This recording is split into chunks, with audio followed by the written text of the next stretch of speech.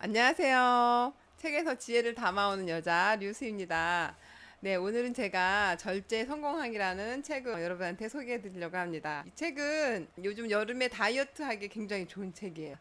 음식을 스스로 절제할 수 있게끔 만들어주고요. 또 내 몸을 건강하게 해주는 책이에요.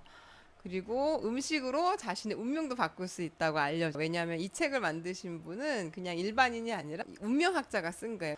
그리고 또 우리나라 그 가수 비 있잖아요. 월드스타 비가 이 책을 추천하면서 굉장히 유명해졌습니다. 이 책을 지으신 분은 미즈노 남보쿠라고 일본 분이시고요. 일본의 사상가이면서 운명학자였습니다. 아주 어려서 부모님을 잃고 그 대장장이를 하던 작은 아버지 밑에서 키워졌어요. 10살 때 술을 배우고 도박을 했고 하루가 멀다 하고 싸움을 일으키다가 결국 18세 되던 해에 유흥비를 위해서 도둑질을 해서 감옥에 가게 됩니다. 그 감옥에 있는 사람하고 일반인하고 이 얼굴이 많이 틀리다는 거를 알게 돼서 미즈노도 자신의 얼굴이 궁금해진 거예요. 감옥에서 이제 나와서는 바로 간 곳이 관상가한테 찾아간 거예요. 자신의 그 미래를 보기 위해서. 그랬더니 굉장히 이 관상가가 무서운 말을 해주는 거예요. 어, 1년 안에 칼에 맞아 죽을 상이니 이 길로 속히 절에 가시오. 이러신 거예요. 그, 어린 그 미즈노가 얼마나 놀랬겠어요.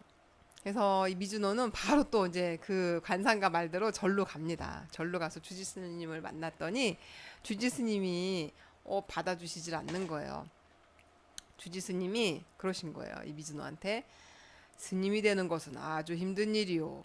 앞으로 1년 동안 보리와 흰콩만으로 식사를 하고 다시 돌아오면 그때 받아주겠소. 이러고 거절하신 거예요. 그래서 남보쿠는 그 말을 듣고 바로 실천을 합니다. 바닷가에서 짐꾼으로 아주 힘든 일을 해요. 힘든 일을 하면은 이제 식욕이 많이 땡기잖아요. 그런데도 불구하고 스님 말대로 보리와 흰 콩만 먹고 1년을 버티고 그래서 관상가 집에 다시 찾아갑니다. 그랬더니 관상가가 남보쿠를 이제 알아보고선 깜짝 놀라는 거예요. 이렇게 말을 한 거죠.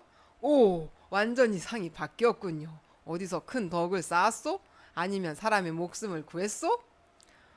그랬더니 남보쿠가 생명을 구한 일은 없지만 스님의 말씀 따라 보리와 흰콩만 먹고 1년을 살았습니다.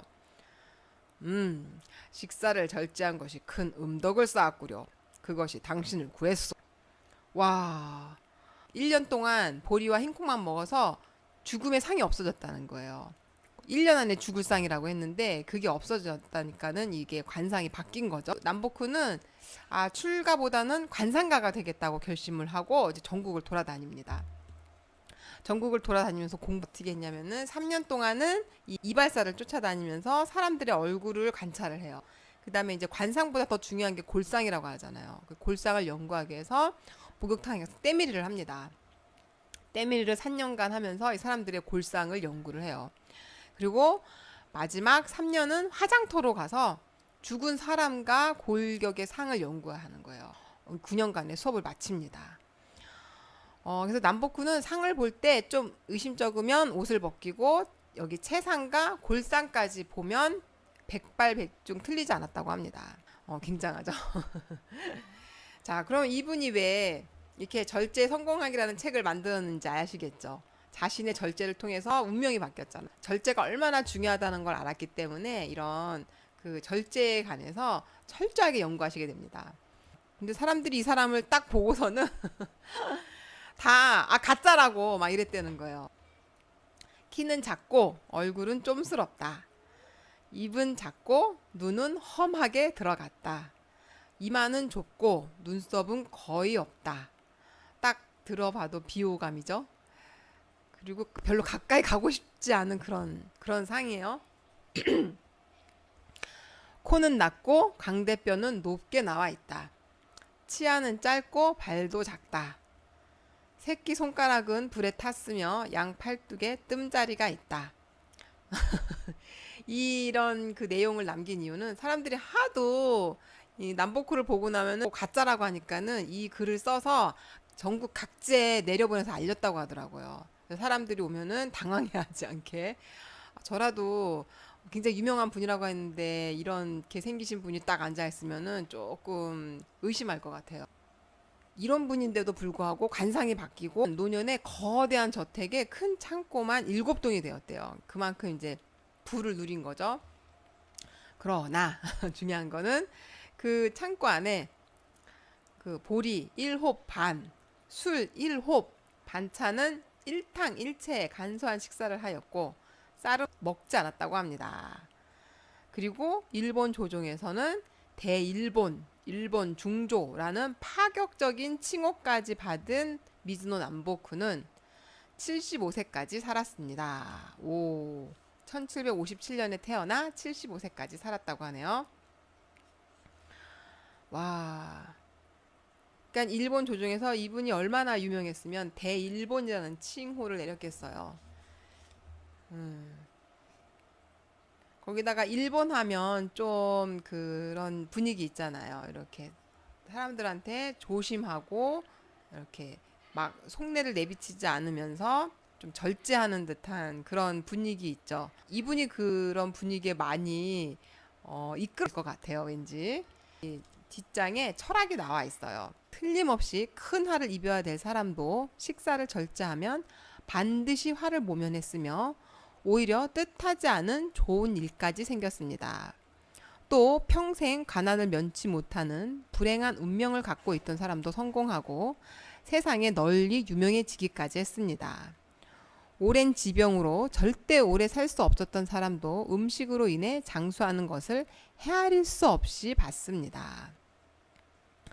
잘 살고 못 사는 것, 오래 살고 일찍 죽는 것 등 물론 성공이나 출세 등도 모두 음식을 절제하는 것이 그 시작이며 끝입니다. 이를 깨달은 이후에는 그 쌀밥을 먹지 않았다고 해요. 쌀밥도 먹지 않고 쌀로 만든 떡도 먹지 않았다고 해요. 우리가 정신적인 노동을 하면 그나마 괜찮은데 육체 노동을 많이 하시는 분들은 그 몸을 많이 써야 되기 때문에 많이 먹어야 되잖아요. 그래서 그런 분들이 질문을 했어요. 육체 노동을 하기 때문에 많이 먹어야 든든합니다. 저 같은 사람도 소식을 해야 합니까? 그쵸? 궁금하죠?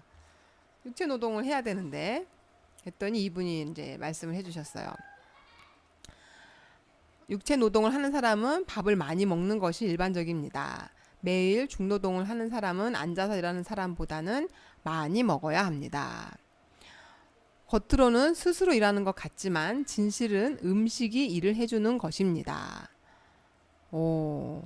본인이 일하는 것 같지만 이제 이 음식이 일을 해준다는 거죠. 그래서 항상 음식에 감사해야 된다고 그래요.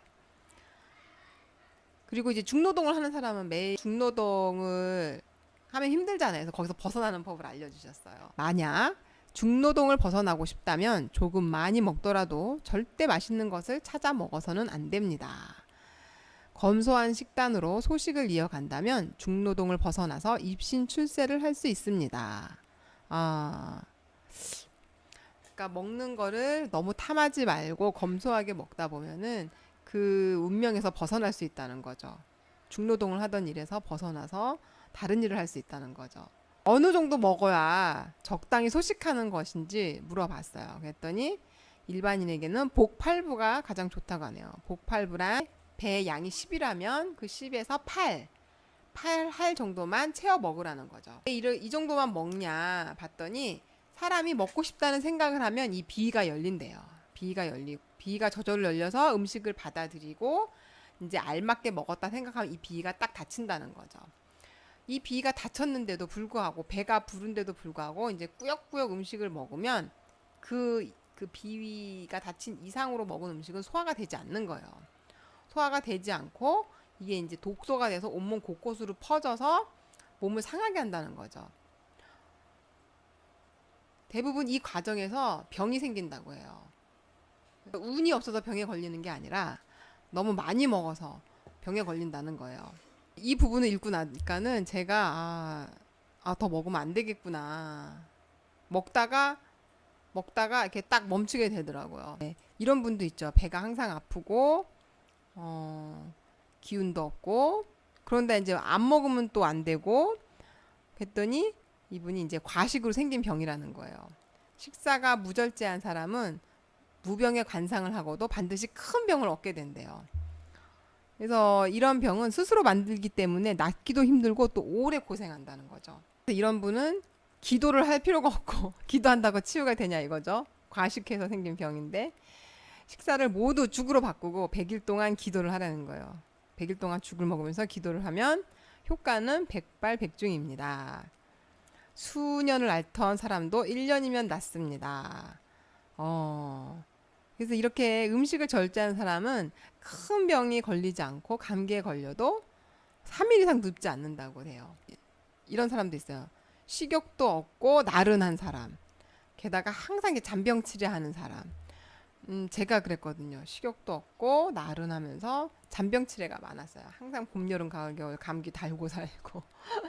이유가 무엇입니까? 일상에서 활용할 수 있는 그 내용이 많아요.